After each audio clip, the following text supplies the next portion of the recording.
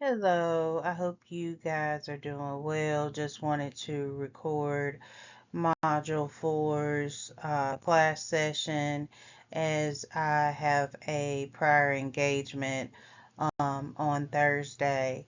So please forgive me, but I just wanted to record this early, get it to you so you can review it prior to submitting your Module 4 assignments. So our purpose for Module 4 is to focus on demonstrating how technology may be used to strengthen the relationships with families, early educators, and young children. This module also is going to focus on how students like yourselves can use technology to strengthen communication between home and school to promote family engagement. And as students, you're going to use a variety of technology tools and devices and apps. And some of you may be using those within your program to improve parent communication as well as program management if you're administrators to share portfolios, lesson plans, school events with families. So, learning outcomes to explain how technology can impact homeschool connections with children of all ages, apply technology and communication skills to effective virtual interactions with children, colleagues, and families, and then apply early childhood education knowledge to active online learning for young children. So, an icebreaker tech that connects. So, think about what is one textile app, website, platform, or device that you think can help strengthen family engagement and why. So, how educators can use technology to promote online learning in early childhood education.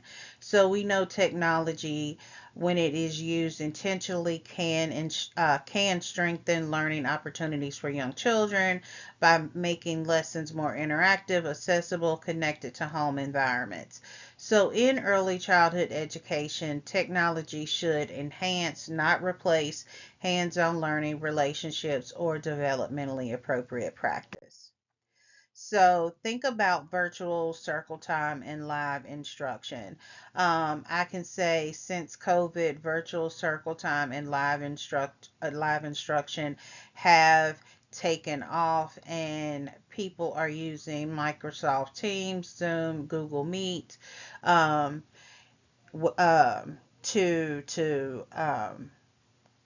to conduct virtual circle time. So this is where you do story time, morning meeting, music and movement, shared read aloud, social emotional check-ins, and this helps children whose parents want them to have that social interaction with peers, but they're doing it virtually. They can maintain those relationships, have routines, and even build a community amongst their peers when they're learning remotely. So, digital learning platforms for young children. So, again, there are a lot of platforms that you, as educators, can use to support literacy, math, and fine motor skills in fun and interactive ways. ABC Mouse, Khan Academy Kids, Starfall, Epic, Seesaw. These are just some of the tools that you can use to help children learn at their own pace. So, family friendly digital portfolios. So, you can use Seesaw, Bright, some of them share photos, videos with parents, provide feedback, document children's progress, communicate with families in real time, and this strengthens the homeschool connection. And some of you work in programs like La Petite or Bright Horizons, where you have your own app where you can do that. I know Teaching Strategies has one as well. which is now Smart Teach, where you can upload photos and share portfolios, pictures, um, with parents as well. Recorded lessons for flexible access. So you as a teacher can conduct read aloud, share those with parents, conduct demonstrations. I've actually done this with science. You can do this with art, cooking, mini math lessons, songs and finger plays.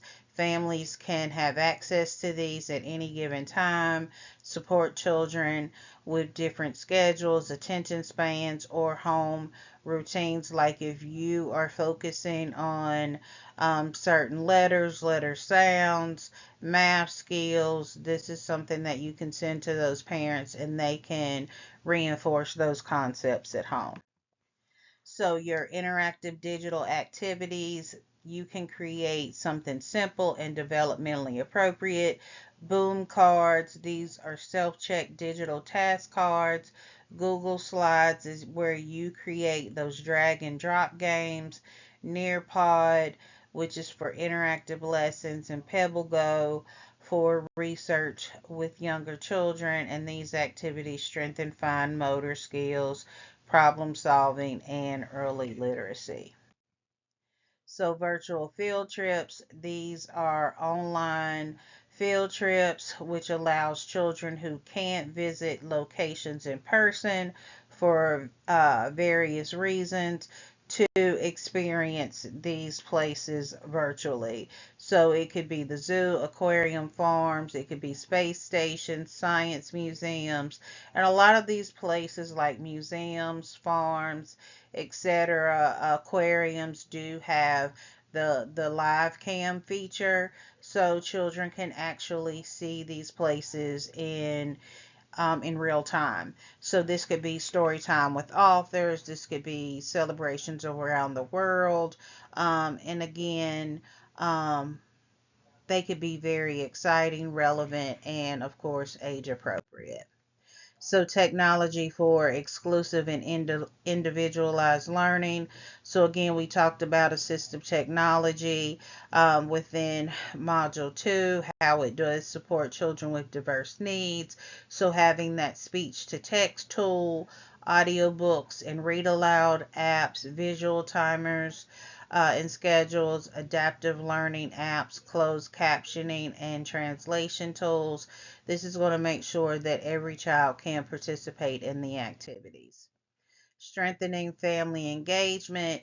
Of course, our job as educators to make sure that we do have a strong homeschool partnership. So, providing digital newsletters. And one thing that my lead teacher does, she does the digital newsletter, but she has a QR code. So, instead of printing that newsletter out, she actually has a link outside of our classroom where parents can scan, or she just emails the QR code to the parents and they have it that way. We do have a parent communication app, and she does send learning videos for families. We do have two-way messages. We do offer those virtual conferences, and we make sure that parents are active in their child's learning. So again, you have to meet parents where they are. It's so important. So, why technology matters in early childhood online learning. When used appropriately, technology can extend learning beyond the classroom, support multiple learning styles, strengthen communication with families, allow teachers to personalize instruction, make learning fun and interactive and engaging, help children build early learning digital skills. So for your Module 4 submission to receive credit for this module, you are going to enter in the submission box online learning. So online learning is what you are going to enter in the submission box. So your assignments for Module 4, you have your discussion, you have your Smarter Parent-Teacher Communication assignment, your photo journal sharing discussion, where you will share your photo journal for Module 3 with your peers, provide feedback, and then you have your Module 4 live class submission, where you will enter the keywords online learning. So your Smarter Parent-Teacher Communication app. So your scenario, your state licensing representative has just informed you that because a surge in COVID-19 cases reported within your family child care home, in-person instruction has again been canceled for the remainder of the school year. Due to this stay-at-home order, you began to develop a plan for your preschoolers and their families to successfully transition from face-to-face hands-on learning to going fully remote. You have decided to conduct internet research and find an app that will provide the most effective ways to communicate with parents and families during remote learning. You understand that simply typing messages by email on your learning platform will not be enough to continue to engage your families. Therefore, you plan to regularly check in and continue to strengthen connections with parents and families via ongoing calls, texts, written notes, Zoom conferences that show how much you care. However, so many virtual learning apps that allow teachers and parents to effectively communicate with one another. You are determined to find a tool to keep your communication consistent. So for this assignment, you will conduct an internet research to find an application for smarter teacher-parent communication. So please note, you do not have to purchase a communication app or have access to it. You are going to complete a presentation on your internet research reviews you have read about the app or feedback from your colleagues, family members, or friends who are familiar with the app, or it could be an app that you use at your current place of employment.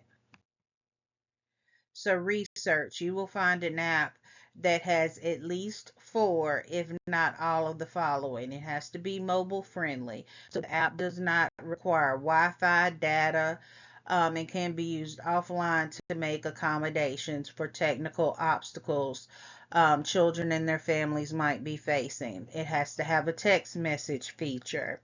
It has to have a reporting feature, so this way you can send out weekly email reports that show what students accomplished for the week. It has to have a calendar app. This way you can let parents know what events are upcoming, activities, as well as projects or assignments. Then it has to have office hours. This will allow you to set up and provide virtual office hours or online check-in times for parents to talk to you, ask questions about their students learning, and remote learning expectations. And then a one-stop shop. This app is going to have all of the important information in one place, which is going to make it easier for parents to recall details because they know where to access class and school information. So you will do a PowerPoint presentation. Once you have identified your parent-teacher communication app, you will host a virtual parent meeting. The goal of this meeting is for you to introduce the new app, train them how to best use it. You will create a PowerPoint presentation for this meeting. The presentation will include the following items. You have your introduction. This is where you will introduce yourself with your name, current role in the early learning program, your experience working with children and families, include any other information that is relevant for you to share. you're going to introduce the app and overview. This needs to be 2 to 3 slides. So you want to make sure you include a clear description of the new tool, include images, clip art, online photo, internet images. Explain the features of the app, describe in detail what the app can do and how the app will create a better learning environment for the families. Then you're going to have your research, 2 to 3 slides. Use current facts, data, statistics that you found in your internet research about the importance of using technology to strengthen communication and to build the relationships with the family. Include graphs, survey data, charts, etc. to support your research. Then you have your importance. This is 1 to 2 slides. Describe how promoting parent partnerships positively links to better child outcomes. Then you're going to have your examples, which can be 1 slide. Share at least 3 examples of how the app helps cultivate healthy communication between home and school. Your references. This could be 1 slide, include at least 2 sources in APA format with in-text citations. And then if you have any questions, please let me know. So also for your presentation, this needs to be a presentation. It needs to be recorded, just like I'm doing a PowerPoint and I'm in the bottom of the presentation. You can do this in Canva. You can do it in PowerPoint. So you can also do it in other ways as well. This is not negotiable. Um, and again, I know some people are nervous, they're scared, but only I am going to look at this. So you have to do your presentation.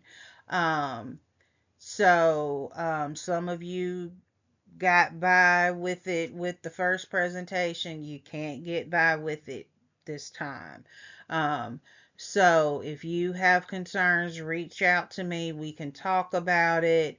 But again, Canva, you can do PowerPoint, you can do, and we can go from there. So, please reach out to me. Like I said, no live session on Thursday as I have a prior engagement. So you guys have plenty of time to review this recording and ask questions before Module 4 assignments are due. I hope you guys stay safe as we are getting ready to experience some winter weather. If you're on the Midwest, the South, Southeast, and even part of the North, Northeast. So I hope everybody stays safe. Definitely um, keep warm and everything like that. So I will see you guys soon. Stay blessed.